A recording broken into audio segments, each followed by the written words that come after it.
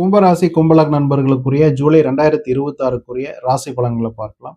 இந்த ஜூலை மாதத்துல பார்க்கும் பொழுது உங்களுடைய ராசிநாதன் ஏற்கனவே 2ஆம் இடத்துல சஞ்சாரம். குடும்பத்திற்காக சில விஷயங்களை செய்வது, புதிய வருமானத்திற்காக பல விஷயங்களை யோசனை செஞ்சு, ஒரு பிசினஸ் பண்ணிட்டு இருக்கிறோம்னா நீங்க இன்னொரு பிசினஸ் ஆரம்பிக்கலாமா, அல்லது தொழில இருக்கக்கூடியவங்க புதிய பிசினஸ் ஆரம்பிக்கலாமா, இந்த மாதிரியான பல வகையான சிந்தனைகள் கும்பராசி என்பவர்களுக்கு ஏற்கனவே நடந்துகிட்டு இருக்கு. பார்ட்னர்ஷிப் பிசினஸ் இந்த மாதிரியான விஷயங்கள் ஆரம்பிக்கிறதுக்கு ஒரு சாதகமான சூழ்நிலை. ஜூலை 16க்கு பிறகு அதற்கு சாதகம் இல்லாத ஒரு சூழ்நிலை. கொஞ்சம் பொறுமையா இருப்பது நல்லது.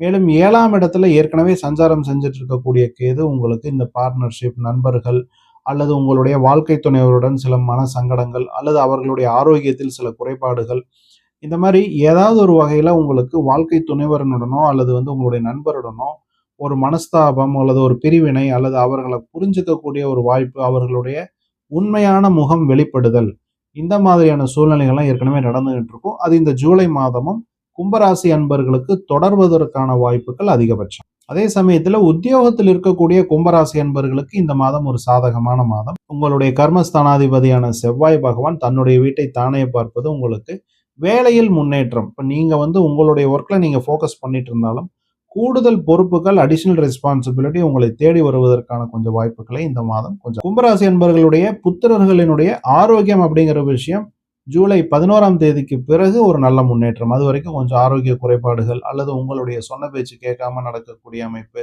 படிப்பில் கவனம் செலுத்த முடியாத ஒரு சூழல் உங்கள் பிள்ளைகளுக்கு அதன் மூலம் உங்களுக்கும் பசங்களுக்கும் கொஞ்சம் பிரச்சனை, சண்டை போடுறது, அடிக்கிறது, இந்த மாதிரியான கூட வரலாம்.